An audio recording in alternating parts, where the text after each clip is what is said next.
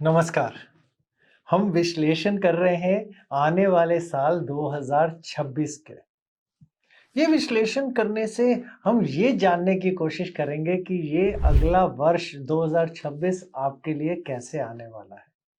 2025 थोड़ा विकेट गया सबके लिए, थोड़ी परेशानियां लेके आया, थोड़ी सी चीजों में क्षमताओं में कमियां करके दी लोगों को, और उतार चढ़ाव तो बहुत सारे दिए पूरे दुनिया भर में सभी को।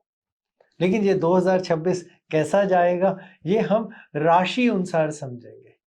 आज चर्चा करेंगे मीन राशि वालों के बारे में कि उनके लिए 2026 साल कैसा जाएगा।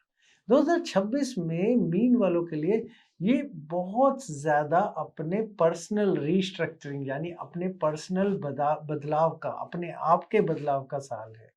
ये आपको आइडेंटिटी में मैच्योरिटी देने का साल है, यानी आपकी पहचान बनाने का साल है।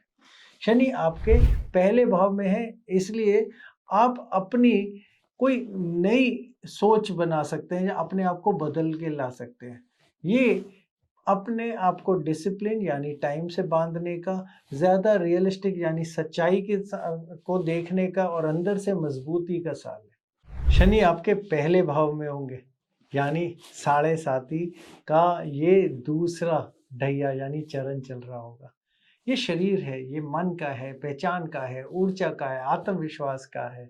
और यहीं शनि गंभीरता भी देते हैं, जिम्मेदारी भी देते हैं, और धीमा और बहुत स्थिर प्रोग्रेस या आगे लेके जाने को भी करते हैं।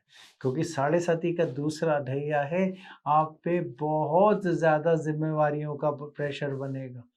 इसी की वजह से आपको बहुत ध्यान देके चलना पड़ेगा कि हमारे को क्या करना चाहिए, क्या नहीं करना चाहिए, क्योंकि ये तो बदलाव का ही समय है आपके लिए।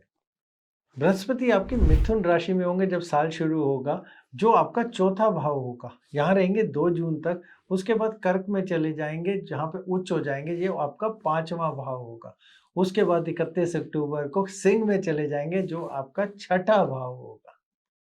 राहु केतु की बात बोले तो 25 नवंबर तक राहु कुंभ में रहेंगे, ये आपका 12वां भाव है। केतु सिंह में रहेंगे, जो आपका छठा भाव है। ये विदेश में बहुत बड़ा फोकस डाल देते हैं और आध्यात्मिक खिंचाव भी बढ़ा देते हैं, खर्च बढ़ा देते हैं, नींद में बहुत बाधा लेके आते हैं। केतु तो बहुत ज्यादा आपके जो रोज दिनचर्या के काम है उसमें बदलाव लेके आते हैं, और छिपे हुए तो कहीं ना कहीं हेल्थ में या आपकी सेहत में कोई ऐसी चीज ले आते हैं जो आपको पता ही नहीं चलती। ध्यान बहुत रखना पड़ता है।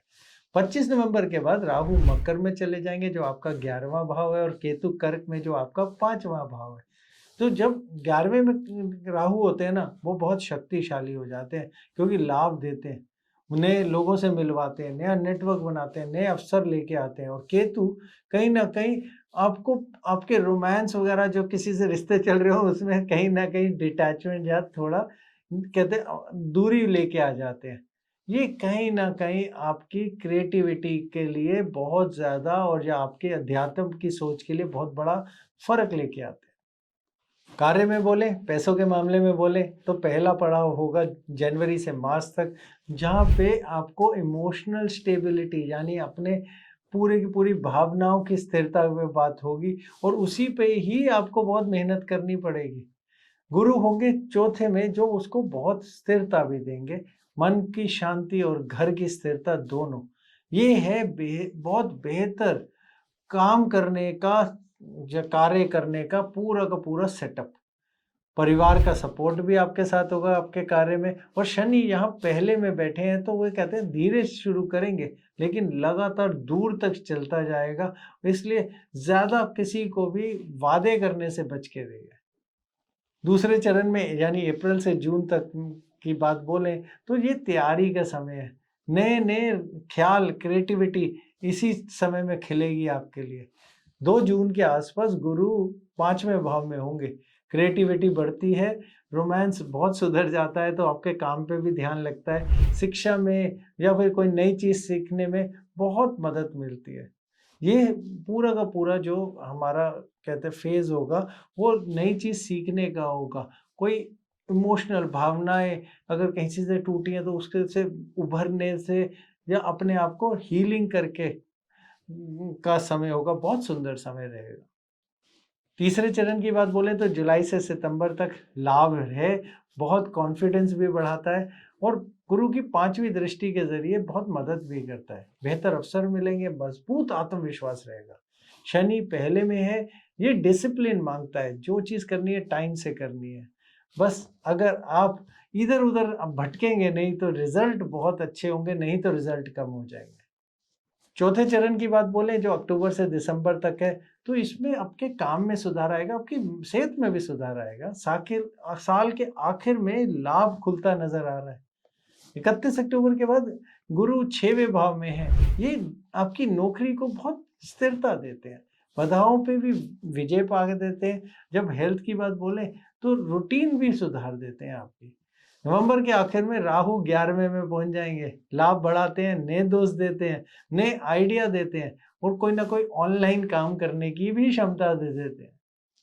रिश्तों की बात बोले तो शनि 7वें घर पे दृष्टि डाल रहे हैं, ये बहुत सीरियस बना देती है, गंभीरता देती है, कमिटमेंट की भी आपकी टेस्ट कर लेती है, देरी के बाद स्थिर फैसले मिलते हैं। जून अक्टूबर में 5वें में गुरु होंगे घर में, तो रोमांस में सुधार देते हैं और नवंबर के बाद केतु 5वें में आपको कहीं ना कहीं आपको सिलेक्टिव बना देते हैं, किसके साथ रहना है किसके साथ नहीं रहना, कोई ड्रामा सहन नहीं करते फिर आप। स्वास्थ्य की बात बोले तो शनि पहले घर में है, इसलिए डिसिप्लिन्ड नींद, सोने उठने की आदत, उसके अलावा कंसिस्टेंट एक्सरसाइज, अपनी सेहत पे ध्यान। शुरुआती साल में जो साल की शुरुआत है उसमें तो राहु 12वें में होंगे तो नींद को बहुत डिस्टर्ब करेंगे, इसलिए रेस्ट करना बहुत जरूरी। अक्टूबर के बाद गुरु 6ठे भाव में होंगे, ये बहुत बड़ी इंप्रूवमेंट का समय है और ये बहुत स्थिरता देता है। उपाय आपके लिए ये रहेगा कि शनि की कोई भी सरल मंत्र, ओम शय शनिचराय नमः जैसे मंत्र का जाप करें, कोई भी भोजन या काले तिल दान करें, रोज 10 मिनट तो कम से कम ध्यान लगाएं। और अगर हम बोले खर्च पे अपना बहुत ध्यान रखें और बहुत सरल खर्च करें, बहुत टेढ़े मेढ़े खर्चा बिल्कुल ना करें। आपके लिए अच्छा शुभ रंग रहेगा सी ग्रीन, जो हल्का हरा रंग होता है, और या फिर एक्वा जो नीले और हरे रंग से मिल के बनता है। आपके लिए लकी नंबर है 7।